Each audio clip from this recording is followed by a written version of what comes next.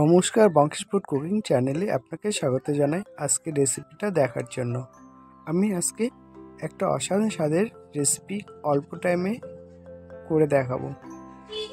একটা মশলা করে নেব, কিছুটা আদা নিলাম, কিছুটা লঙ্কা আর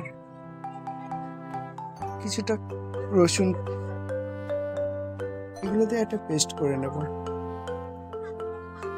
পেস্টটা স্মুথ হবে না, একটু মোটা মোটা থাকবে, ঠিক এইরকমটা। এদিকে চলে এলাম রান্না করতে। কড়াইয়ে রান্নার জন্য সরষের তেল নিলাম।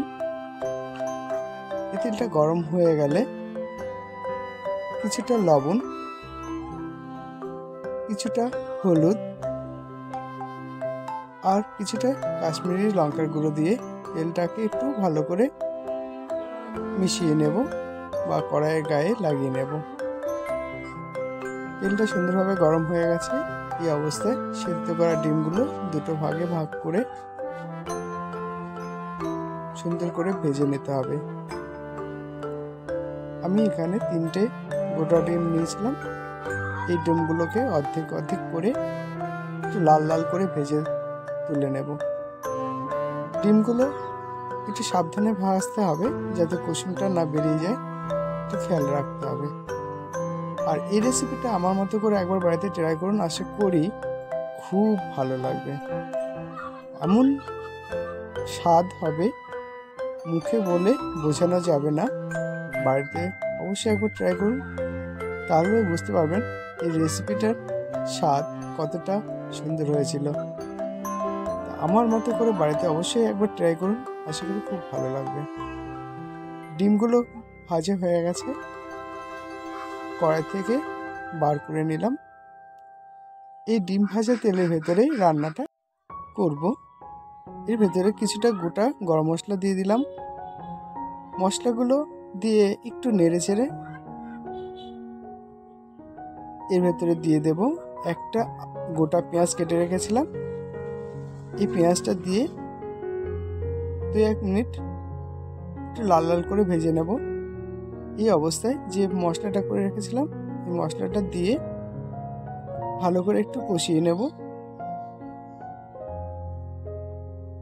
একটু ভালো করে ভাজতে হবে, আদা রসুন এর কাঁচা গন্ধটা যাতে বেরিয়ে যায় ততক্ষণে ভাজতে হবে। ভাজা হয়ে গেলে এর ভেতরে বেশ কিছুটা জল দিয়ে দেব। জল দেওয়ার পর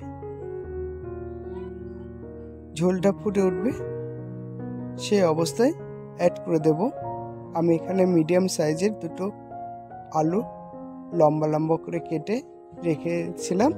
এগুলো এখন অ্যাড করে দেব। এগুলো অ্যাড করে দিয়ে এই ঝোলের ভেতরে আলুগুলো সুন্দরভাবে সেদ্ধ করে নেব। এই আলু সেদ্ধ করার সময় মনে রাখবেন হলুদ দেব না, কারণ হলুদ দিলে একটু শক্ত হয়ে যাবে। এদিকে দেখুন আমার আলুগুলো অনেকটাই সেদ্ধ হয়ে গেছে। এই আলুগুলো অনেকটাই আমি ম্যাশ করে দেব। ম্যাশ করে দিলে এর স্বাদটা অত্যাধিক ভালো লাগবে। আলুগুলো সুন্দর সেদ্ধ হওয়াতে আমি অ্যাড করে দিলাম হলুদ। হলুদটা দিয়ে আর একটু ভালো করে ম্যাশ করে দিতে হবে। আলুগুলো দিলেই আমার গ্রেভিটা সুন্দর হয়ে আসবে। দেখুন এই অবস্থায় অ্যাড করে দেব যে ভেজে রেখেছিলাম ডিমগুলো, একটা একটা করে দিয়ে দিতে হবে। এই ডিমগুলো দিয়ে 2 থেকে 2.5 মিনিট একটু রান্না করলেই আমার রেসিপিটা সম্পূর্ণ হয়ে যাবে। এই রেসিপিটা অবশ্যই একবার বাড়িতে ট্রাই করুন, আশা করি খুব ভালো লাগবে।